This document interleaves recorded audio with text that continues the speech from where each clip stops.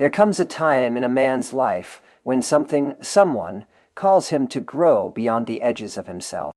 And it doesn't always come wrapped in youthful beauty or surface-level attraction.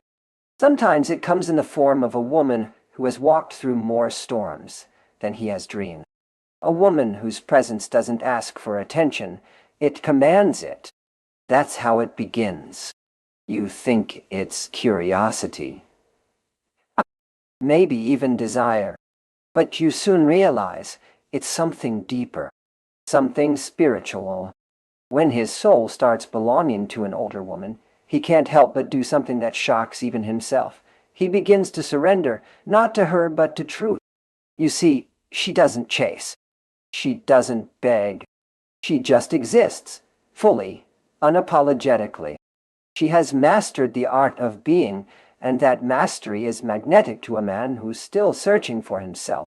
He doesn't even realize what's happening at first. He thinks he's falling in love. But it's more than that. He's being disarmed, not by her beauty, but by her depth. She sees past his charm. Past the mask he's worn since boyhood. She speaks directly to the part of him that longs to be real. And for the first time in his life he feels seen, and it terrifies him. Because when a woman like her enters your life, she doesn't enter to fit into your story. She enters to challenge it. She enters to awaken the part of you that you've neglected. She doesn't entertain your excuses. She doesn't validate your self-sabotage. She looks at you quietly and waits for the man in you to rise. And when you don't, when you shrink, she doesn't yell. She simply steps back. Because she doesn't chase boys. She attracts men. And that right there becomes your greatest motivation. He begins to change, not because she asked him to, but because he cannot bear the thought of being less than what she sees. Because when his soul starts belonging to her, it's not a matter of ownership, it's alignment. She's not taking anything from him. She's showing him what he could be if he stopped running from himself. She's holding up a mirror that doesn't flatter, but it liberates. He starts to seek stillness, to value silence, to crave meaning over noise. He stops needing attention from the world and starts giving it to his own life. And what's more incredible, he doesn't even recognize the man he's becoming, but he loves him. This isn't about age. It's about energy. It's about essence. It's about what happens when wisdom meets willingness, when grace meets grit, when a man who's ready to become more finally meets someone who challenges him to do just that. And once he's tasted that kind of connection, he can't go back to shallow waters. He's been called into the deep, and now the surface no longer satisfies. You see, once he surrenders to this connection, something remarkable happens. He begins to unlearn everything the world taught him about what it means to be a man. Because an older woman, an experienced woman, she has no interest in the fragile ego he spent years inflating. She sees right through the bluff, the performative confidence, the need to impress. She's not interested in applause. She's interested in authenticity. And so he finds himself standing before her stripped of pretense, forced to confront the uncomfortable question, who am I without my arm? This is the part most men fear. It's where many turn back. Because it's one thing to be admired for your talents, your looks, your status. It's another to have someone look you in the eye and say, I see you, but I want more. I want the real you. He resists at first. He tries to reassert control, to lead the dance the way he's used to. But she doesn't play that game. She's patient, yes, but she is not passive. She will not coddle his insecurities. She will not enable his cowardice. And in that quiet refusal, she teaches him more about himself than any mentor or book ever could. He finds himself questioning things he never dared before. Why does he hide his pain behind jokes? Why does he run from intimacy the moment it demands vulnerability? Why does he confuse conquest with connection? He begins to see that his old ways, those shallow pursuits, those unspoken fears, were chains he mistook for freedom. And this realization isn't gentle. It breaks him open, wide-rayed. It humbles him, but it also begins to heal him. Because in her presence, he finally feels safe enough to be honest, even about his darkness. Because she's seen darkness. She's walked through it. She doesn't flinch when he confesses his failures, his regrets, the nights he felt worthless. She listens. She holds space.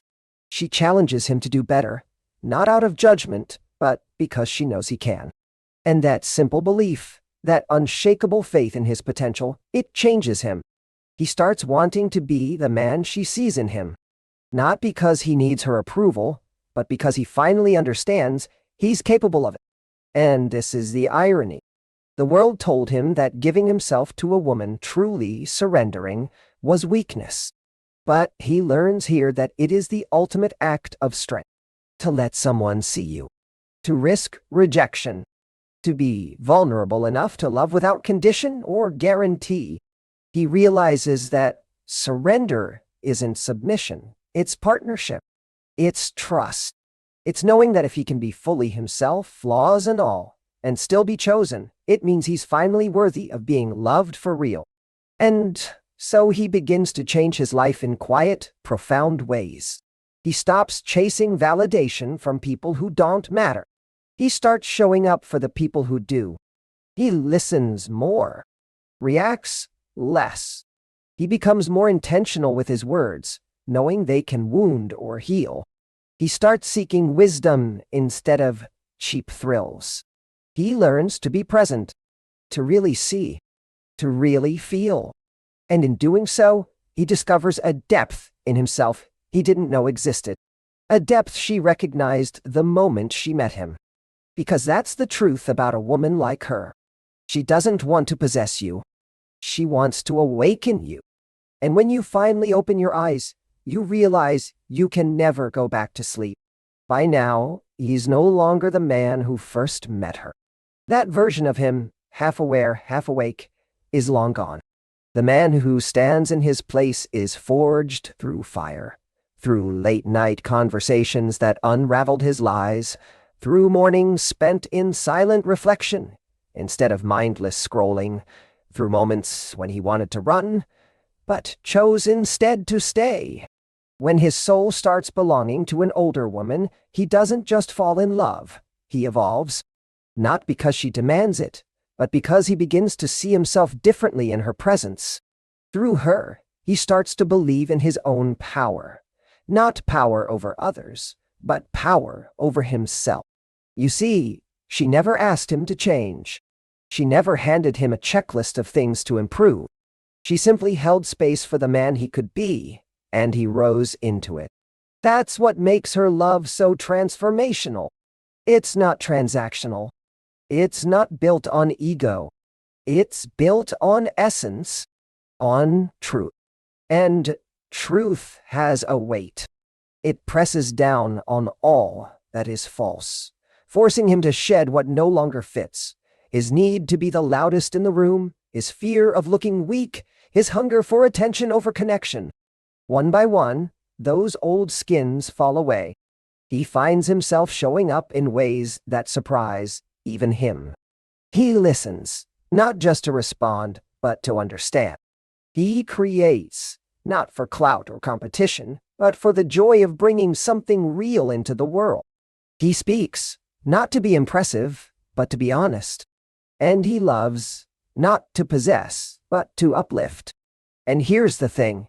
He begins doing these things not just with her, but with everyone. The shift doesn't stay contained to their relationship. It leaks into every area of his life. He becomes a better son, a better friend, a better creator, a better man. Because once you've tasted a love that honors your soul, you stop settling for anything that insults it. But it's not always easy. Growth never is. There are days when his old self tries to return, days when he wants to disappear, to numb out, to fall back into familiar distractions. And those are the days she challenges him most.